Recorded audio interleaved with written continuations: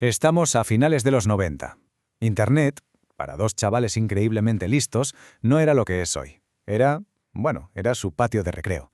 Un sitio para ver hasta dónde podían llegar, para demostrar lo buenos que eran, para sentir un poco de adrenalina, ¿no? Lo que no se imaginaban es que, en las sombras, alguien les estaba vigilando, y que su juego estaba a punto de chocar de frente con el terrorismo internacional. Fijaos en esta pregunta. La hace uno de nuestros protagonistas, y la verdad es que va directa al meollo de toda esta historia. Porque no era solo una cosa la que le movía. Era una mezcla muy peligrosa de una especie de compulsión, la idea de ganar dinero fácil y sobre todo esa sed de poder, que al final le llevó a un punto de no retorno. Es, en el fondo, el puzzle psicológico de un chaval, un hacker, que se encuentra en una encrucijada tremenda. Y aquí los tenemos, nuestros dos protagonistas, Neo y Comrade. Dos adolescentes, unos genios, la verdad, separados por miles de kilómetros, pero con una pasión en común: reventar sistemas. A ver, Comrade ya era una pequeña leyenda, el hacker más joven jamás condenado, mientras Neo, que estaba fascinado por todas esas historias de hackers famosos, lo que quería era hacerse un hueco, que se le conociera. Y su punto de encuentro, claro, fue el epicentro de la escena underground de la época, los canales de chat de IRC.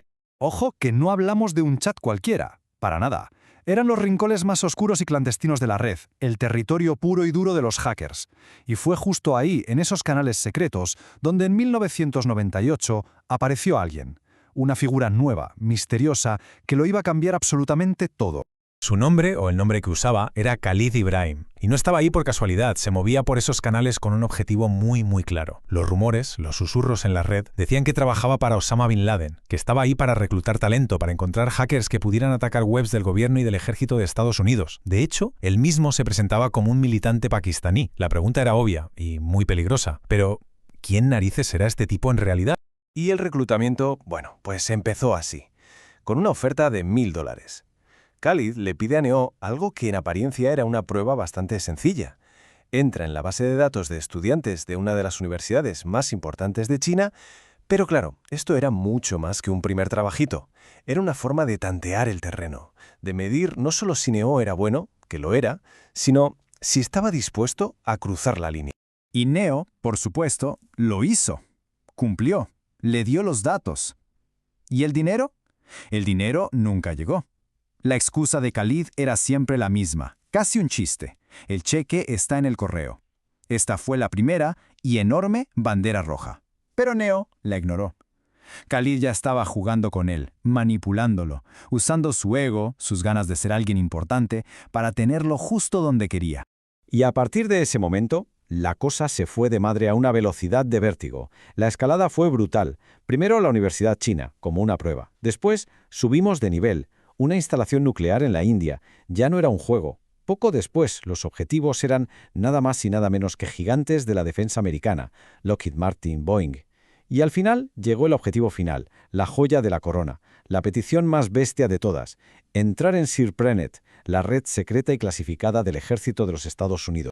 Y lo más alucinante de todo es que Neo lo consiguió. Él mismo lo contó después. La seguridad era de risa. Sorprendentemente mala. Consiguió colarse en Boeing y se encontró, atentos, planos de un 747 enviados en un simple correo electrónico, sin cifrar ni nada, en texto plano. Cuando Khalid recibió esos esquemas, su reacción fue de euforia total. Para él estaba claro, esto nunca había sido un juego. Y entonces llegó el día de Navidad de 1999. Y ese día todo cambió para siempre. El juego, si es que alguna vez se le pudo llamar así, se acabó. Se acabó de golpe. Fue el punto de no retorno, el momento exacto en que el mundo digital y el mundo real chocaron, de la forma más violenta posible. Mientras Neo y Comrade seguían a lo suyo delante de sus ordenadores, el mundo entero estaba pegado a las noticias, viendo con auténtico horror el secuestro del vuelo 814 de Indian Airlines. Estamos hablando de un avión con casi 200 personas a bordo, secuestrado por terroristas pakistaníes. Un pasajero fue asesinado a sangre fría. El avión terminó aterrizando en Afganistán, en territorio controlado por los talibanes. Un acto de terrorismo internacional en toda regla, que estaba en todas las portadas.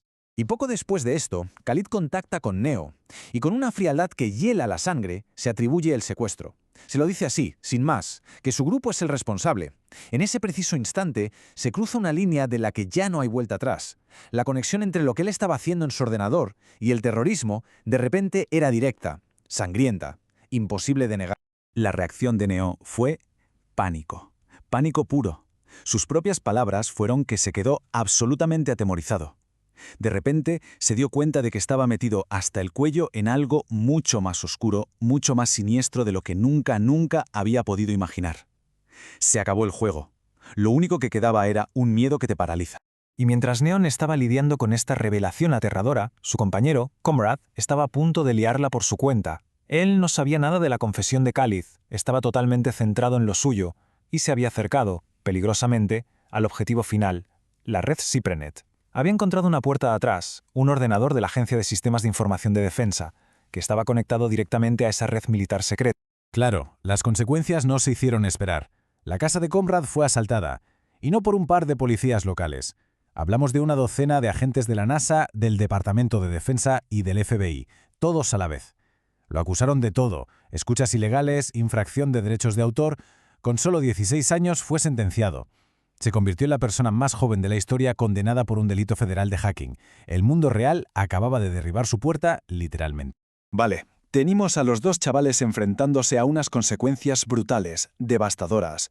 Pero la pregunta del millón seguía en el aire. ¿Quién era realmente Khalid Ibrahim?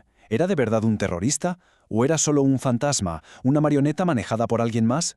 Pues la respuesta, o una pista muy gorda, podría estar en otro incidente completamente distinto, el hackeo de la web de la Casa Blanca por un grupo llamado Global Hell. Atentos a la cronología, porque es reveladora. Un hacker del grupo, un tal Cyclone, le cuenta lo que han hecho a una sola persona, a Khalid. Solo a él. 2 horas más tarde, de la nada, aparece un administrador de sistemas en la red, un sniffer. 2 semanas después, el FBI empieza a detener a todo el grupo. La secuencia de hechos es que no puede apuntar a otra cosa. Alguien les había traicionado. Entonces, ¿en qué quedamos? ¿Quién era Khalid? Porque aquí tenemos dos caras de la misma moneda, totalmente opuestas. Por un lado, el terrorista. Decía ser un militante pakistaní, se le vinculaba a un grupo asociado con Al-Qaeda, hasta un general indio lo identificó públicamente como terrorista. Pero por otro lado, tenemos al informante del FBI. El tipo que todo apunta fue el chivato que entregó a Global Hell. Y hay más. Otro hacker recibió un cheque de 1.000 pavos de Khalid. El FBI le interrogó por ello y nunca le acusaron de nada.